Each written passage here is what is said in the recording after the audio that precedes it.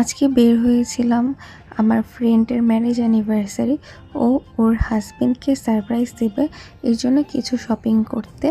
প্রথমে হচ্ছে আমরা কেক কিনতে চলে আসি।